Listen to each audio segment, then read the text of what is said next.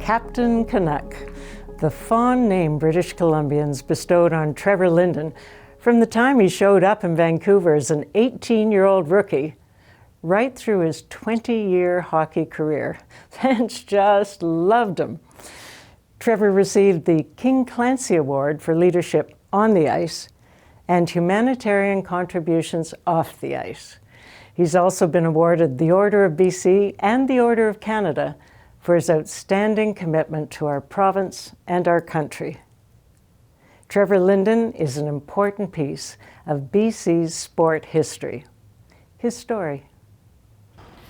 Thank you, Trevor, for sitting down with us today. You know, you grew up in a time, I think, that sports was everything for you. Did you play all kinds of different sports? Yeah, I grew up in a little town called Medicine Hat, Alberta, and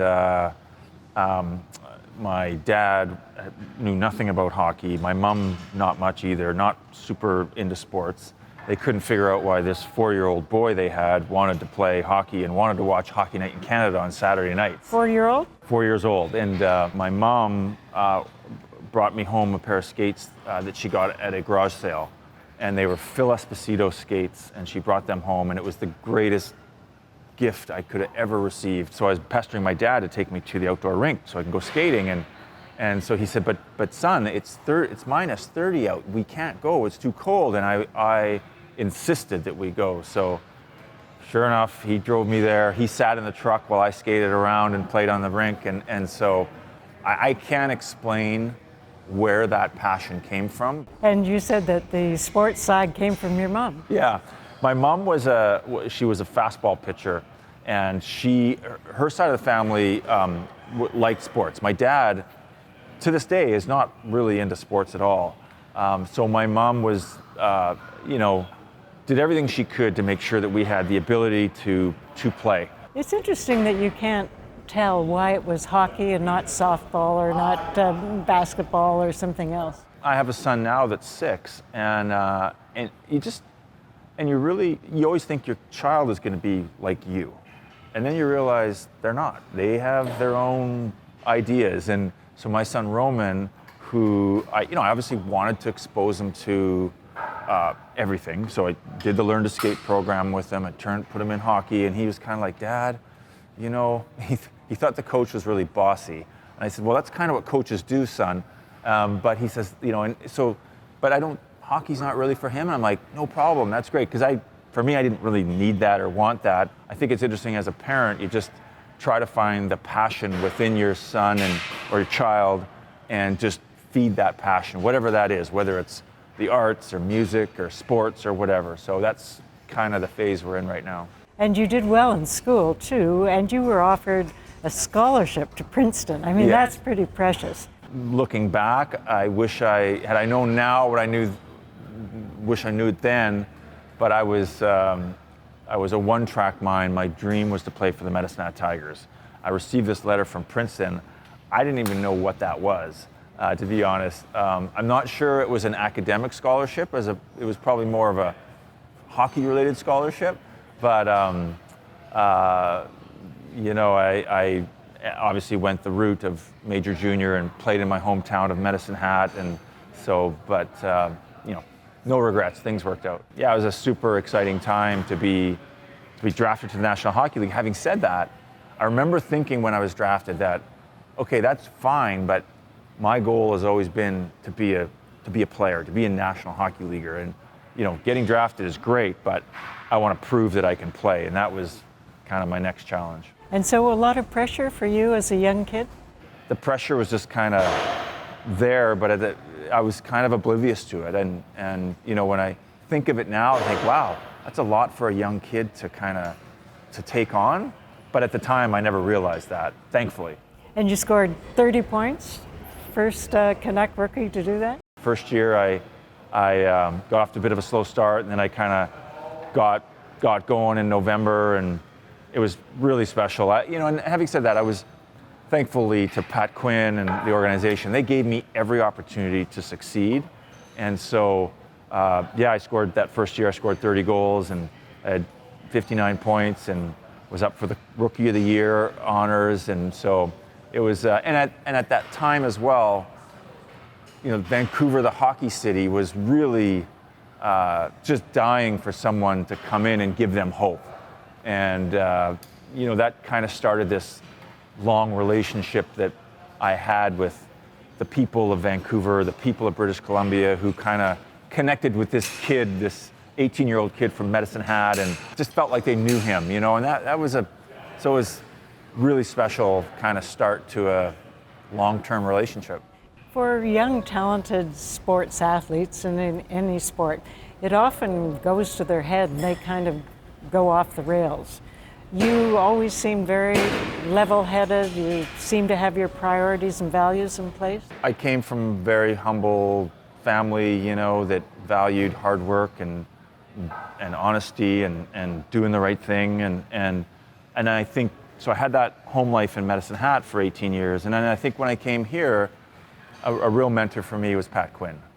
Pat was, just an honorable man, and, he really taught me how to be a professional. And I think I never lost sight of the fact that I was lucky to realize a dream, to play in the National Hockey League and to be a hockey player, but was no different than anybody else, and the old saying, I put my pants on one leg at a time, just like anybody else. I always tried to treat people with respect, regardless of whether it was our bus driver taking us to the rink or the security guard at, when you walked into a building, our dressing room staff, so I think it's just kind of the way I grew up, and thankful for my parents and kind of those values they instilled in us. And that's what your fans felt about you too. I mean, there's a real loyalty and attachment to you, Captain Canuck. I always say I've been super fortunate to have that relationship with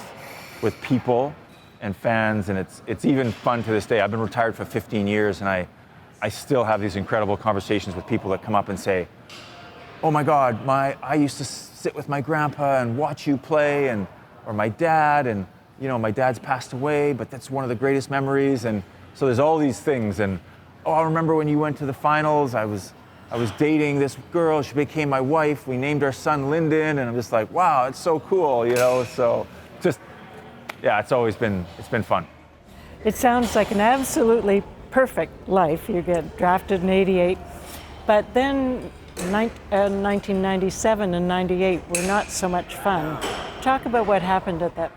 I loved being a Vancouver Canuck, and then, 10 years in, Pat Quinn gets let go, and the organization changes, and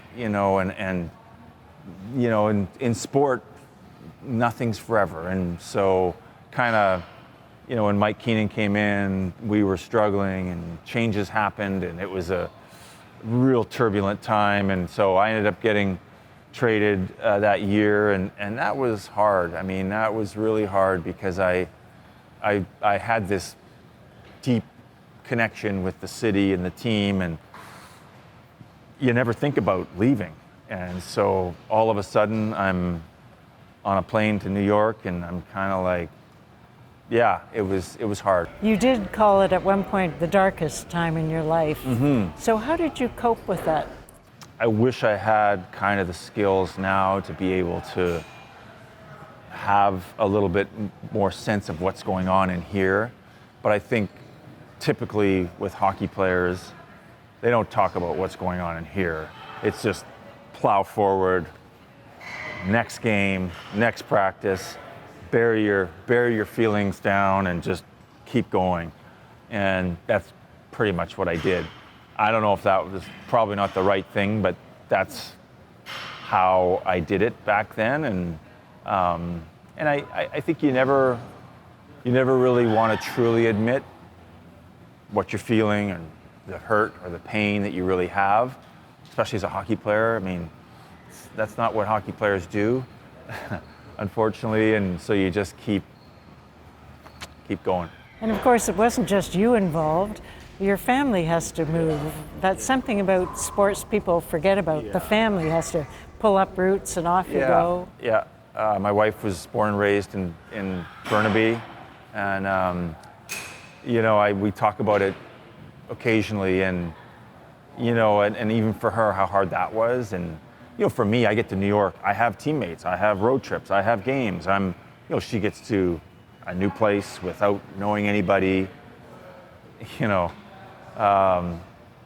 I just, you look back and say, boy, I wish we would have talked more about it and, had a little bit more, just understanding of that's hard. But it was, hey, no time for that. Keep going. Well, as you say, it did result in you coming back to the Canucks. I bet you couldn't believe it. That night I was traded, I'll never forget.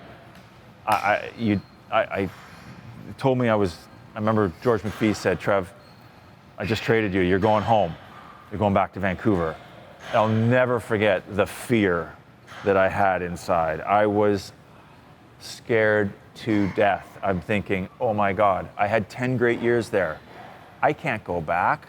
I don't want to screw it up. I don't want the fans to be disappointed in me. I was petrified.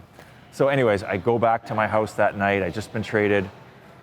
I try to sleep. I don't sleep a wink. I'm catching an early flight to Minnesota, from Baltimore to Minnesota, to play my first game back as a Canuck. And oh my God, I am as nervous as I was before I played my first NHL game. And the fans just welcomed you totally. Yeah, that was awesome.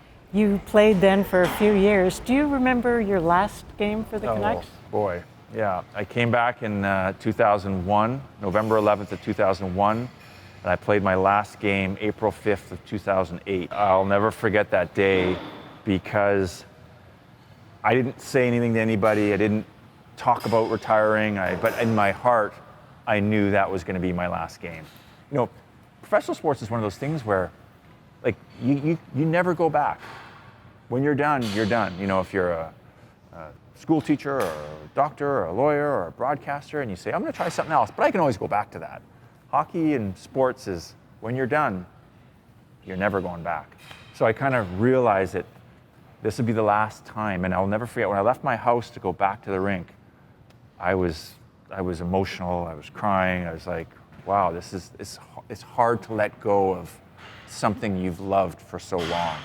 And drove back to the rink and went through my routine and took the ice, and we played Calgary that night, and we were getting beat pretty bad, and it was not, but the start of the third period, and the fans, they're smart, they know, they understand.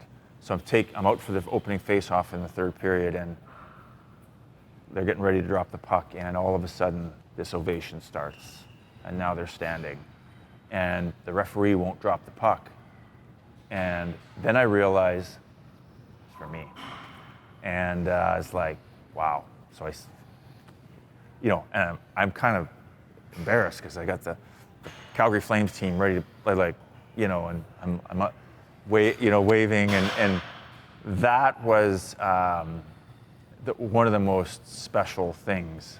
You think of all the great players that have played sport, hockey, and I don't consider I'm not a Hall of Famer, but to have that sort of situation happen is unique as as unique as it gets. And you were named first star. And that whole period when I came on the ice, the ovation started.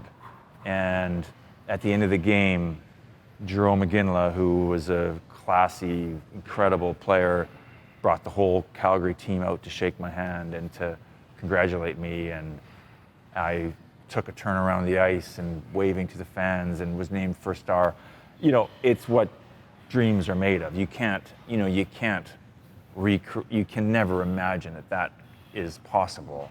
Well, the fans reluctantly said goodbye. We thought, you're gone from the Canucks. Yeah. And then you pop up a few years later. Yeah. 2014. Yeah. And you're president of hockey operations. Yeah. Yeah. How did that happen? That's a story unto itself. It's interesting. I retired in 2008, and I'm always fascinated with players do after their careers, because I think that's as good a story as what we see on ice, because that's all documented. Their careers are documented. But what happens when the dream ends? I remember I took a meeting with a gentleman named Chuck Lawson, and he talked about value-priced fitness, and that was the birth. That was in 2010, and that was the start of Club 16, Trevor Linden Fitness, and bringing value-priced fitness to British Columbians, and we're 18 clubs strong now, and so that business was going on, and I was loving the fact of having a more normal life. I was in Whistler. I got a call from the owner of the Canucks saying, "Hey, what are you doing? Let's talk." And I'm like, "Okay, sure, let's talk one day." And I really had no desire to go back into hockey, and we talked, and one thing led to another, and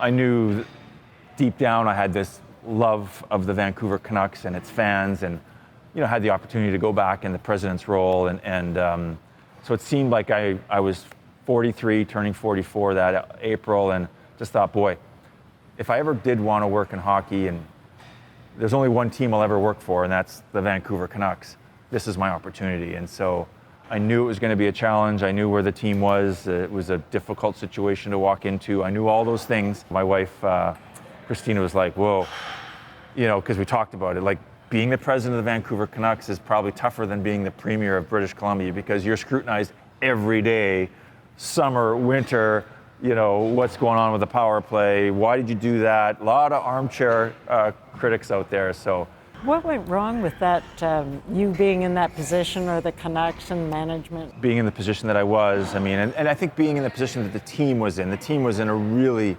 challenging spot. And I just think that philosophically, I had a different vision than ownership had. And I think that's totally fine. That's what happens. That's not uncommon.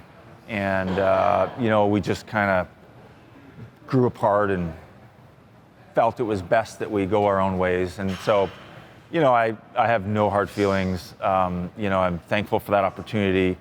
I got to meet and work with a lot of great people. And it was a piece of my life that I don't regret. And so as an entrepreneur, of course, you're so successful with Club 16, and you're expanding. This is your newest outlet.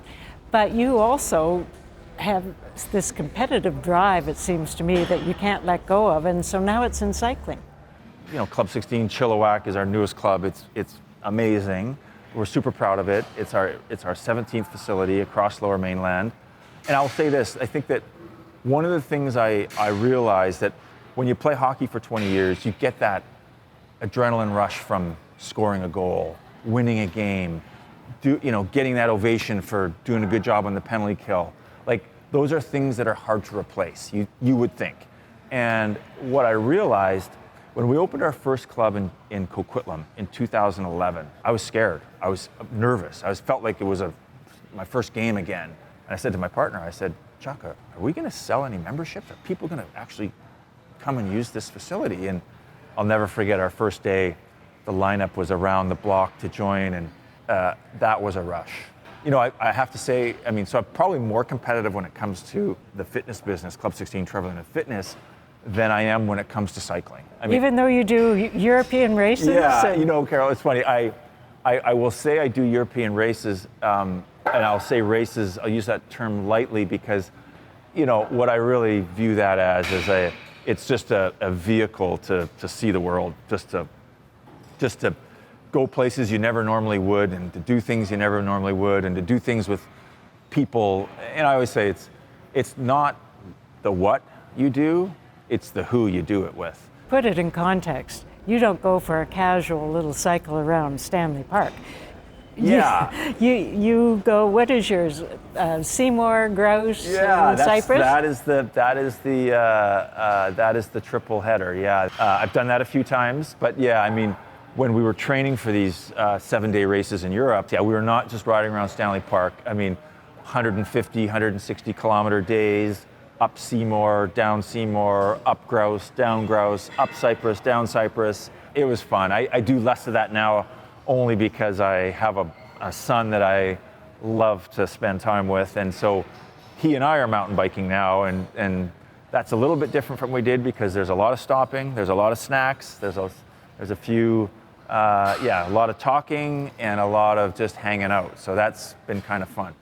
I've always admired the work you've done in giving back to the community, your philanthropy, and you have a foundation. It goes back to my conversation with Pat Quinn back in 1988, where he was like, this isn't just, you're just not a hockey player. You need to make a difference. And it was interesting, my older brother who was living with me early in my career said something that really resonated with me. He said to me, you have this gift that you can go and just by merely showing up, you can make someone's day, you can change their spirits. And, a lot of my work early in the day was, with kids that were sick and it visited so many kids in Ronald McDonald House and Children's Hospital and across BC. And, the kids were always amazing. They were always brave and strong. And, you have these amazing conversations with them and then you realize the ones that really needed a hug were the parents, because I see that now as a parent,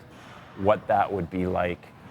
One you've taken on recently is about concussions and brain injury. You think about concussion as, he's out for 2 weeks with a concussion, he's going to miss 10 games or whatever.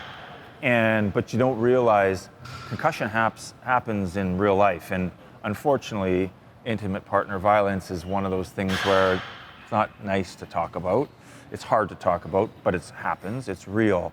And, the women that suffer concussion through intimate partner violence, first, it's taboo. They don't want to talk about it. They don't want to risk losing their partner, losing their kids, losing their job. So they suffer through this concussion without being properly diagnosed, without understanding the symptoms, without getting any help. And it's, and you think as a hockey player, I have a concussion, I have the best doctors. I can talk about it because it's okay. I understand the symptoms. I get the care I need. So bringing awareness to this situation was something that was important to me. Well, thank you for all you've contributed. How would you like to be remembered? Through life we go through different phases, and certainly I'm 53 now, and obviously, I want to be remembered as someone who, first and foremost, was a great husband and committed and a great father. But I think also just be remembered someone that cared, that I cared about what I did and how I did it. Yeah, I feel fortunate, very blessed. Thank you, Trevor. Thanks, Carol. As we were leaving the gym, a woman came up to Trevor and hugged him around the waist. She was about that size. She said, "I'm 79 years old and I've loved you since you were 18. Meeting you has made my day." Trevor Linden, a BC legend.